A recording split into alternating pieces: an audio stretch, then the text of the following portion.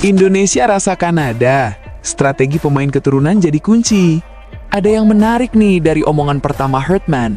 Dia ngeliat Indonesia itu mirip banget sama Kanada waktu dia pertama pegang dulu. Apa kemiripannya? Potensinya gede. Tapi kuncinya ada di kombinasi talenta lokal dan pemain diaspora atau dui kewarganegaraan. Tantangan di depan mata sudah nyata. Sanksi FIFA sudah menunggu. Tapi semangat brotherhood harusnya bisa ngelewatin itu semua. Siapkan hype kalian, kawal terus setiap langkah Coach Hurtman, dan mari kita tunjukkan ke dunia kalau Indonesia adalah the sleeping giant yang bener-bener udah bangun. Maju terus Timnas Indonesia, Garuda di dadaku. Gimana? Makin gak sabar kan lihat debut Coach Hurtman? Kira-kira menurut kamu siapa pemain lokal yang bakal dapat panggung di bawah asuhan dia nanti? Tulis tanggapan kalian di komentar ya Sobat Garuda. The next station is Indonesia. Indonesia coming from behind to score first goal for Indonesia national team. So easy. A Fortuna Sittard player now making his debut goal for Indonesia national team. Indonesia 2, Vietnam 0.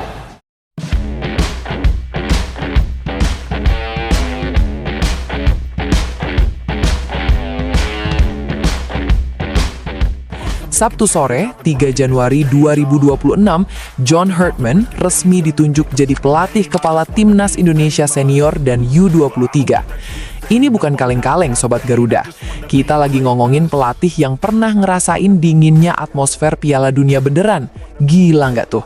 Setelah era Patrick Kluivert yang dianggap kurang nendang dan bikin skuad Garuda agak melempem, PSSI nggak mau main-main lagi. Mereka langsung narik arsitek yang punya tangan dingin dari Kanada. Bayangin, baru 9 jam punya akun Instagram, admin 433 yang legendaris itu langsung mampir ke kolom komentar Hurtman. Aura viralnya udah kecium sampai ke luar negeri. Apa sih yang bikin pelatih sekelas John Hurtman mau ke Indonesia? Jawabannya simple, tapi dalam. Gairah. Hurtman ngaku dia jatuh cinta sama intensitas fans Indonesia yang emang gak ada obatnya. Dia bilang proyek ini bukan cuma soal taktik di atas rumput, tapi soal project of passion. Dia bawa filosofi keren namanya brotherhood. Dia pengen pemain lokal dan pemain keturunan, paspor ganda itu gak ada sekat. Semuanya satu darah, satu tujuan. Hurtman tegas bilang kalau dia nggak mau maksa budayanya sendiri, tapi dia mau memuliakan budaya lokal Indonesia. Dia mau bangun identitas Garuda baru yang tangguh secara taktik, tapi punya nyawa yang nggak bisa dikalahin. Gimana Sobat Garuda? Menarik kan tujuan si Hurtman pilih kita daripada yang lain? Tinggal tunggu saja bukti omongannya. Kalau ternyata nggak sesuai ekspektasi, kita hujat saja. Setuju nggak kalian?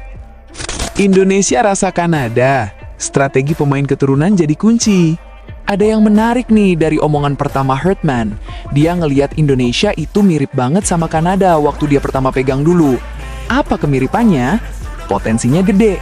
Tapi kuncinya ada di kombinasi talenta lokal dan pemain diaspora atau dui kewarganegaraan.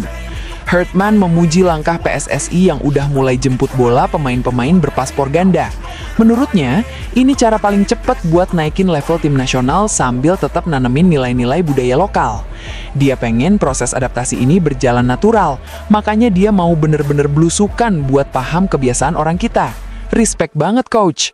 Kalau ada yang nanya, emang sehebat apa sih Hurtman? Kasih tahu fakta ini, dia adalah satu-satunya pelatih di dunia yang bisa bawa timnas putra dan putri satu negara lolos ke Piala Dunia FIFA. Gila nggak tuh? Waktu dia di Selandia Baru, dia berhasil bawa tim putrinya ke Piala Dunia 2007 dan 2011. Dan waktu dia di Kanada Putri, hebatnya dia dapat emas Pan American Games 2011 dan 2 medali perunggu Olimpiade 2012 dan 2016. Wow, gila banget nih orang! Ini yang paling epik. Waktu dia di Kanada Putra, dia tuh bisa bawa Kanada lolos ke Piala Dunia 2022 setelah mereka absen selama 36 tahun.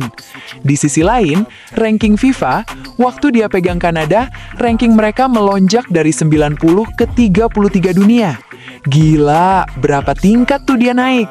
Jadi kalau target kita adalah naik kelas secara instan, tapi punya fondasi kuat, Hurtman adalah orangnya. Betul nggak sih, Sobat Garuda? Debut yang bikin pusing, sanksi FIFA hantui skuad Garuda. Tapi baru mau mulai kerja, Hurtman udah dapat ujian berat. Debutnya nanti dipastikan bakal tanpa dua pilar utama, Tom Haye dan Shane Patinama. Kenapa? Karena mereka dapat surat cinta dari FIFA berupa larangan main 4 pertandingan. Ini buntut dari protes keras mereka ke wasit Manning, wasit asal Cina yang emang sering bikin emosi pas lawan Irak di kualifikasi Piala Dunia kemarin. Nggak cuma dilarang main, mereka juga harus bayar denda total sekitar 210 juta rupiah. Ini benar-benar PR gede buat Hurtman, karena Tom Haye itu ibarat otak di lini tengah kita. Absennya Tom Haye bikin lobang gede di tengah. Stok gelandang kita lagi tipis-tipisnya. Joey Pelupesi ada, tapi butuh tandem yang pas. Ivar Jenner? Sayangnya, Ivar udah lama nggak main sejak Oktober 2025 dan jarang dapat menit main di Jong Utrecht. Tapi tenang, Hurtman itu dikenal sebagai pelatih yang fleksibel. Kabarnya dia bakal nyoba Ezra Walian yang punya versatilitas tinggi buat ditarik ke tengah, atau mengandalkan Nathan Chue Aon yang emang udah mulai terbiasa main di sektor gelandang. Hurtman mungkin bakal main pragmatis dulu, yang penting menang dan mental kebangun. Kabar penunjukan Hurtman ini ternyata bikin tetangga sebelah panas dingin Sobat Garuda. Media Malaysia kayak The Star dan Maila Mail langsung heboh. Mereka nyebut langkah PSSI ini sebagai perjudian besar setelah kegagalan pahit di kualifikasi kemarin. Ada aroma-aroma iri nih Sobat Garuda. Soalnya Malaysia sama Indonesia punya peluang ketemu di Piala AFF 2026 pertengahan tahun nanti.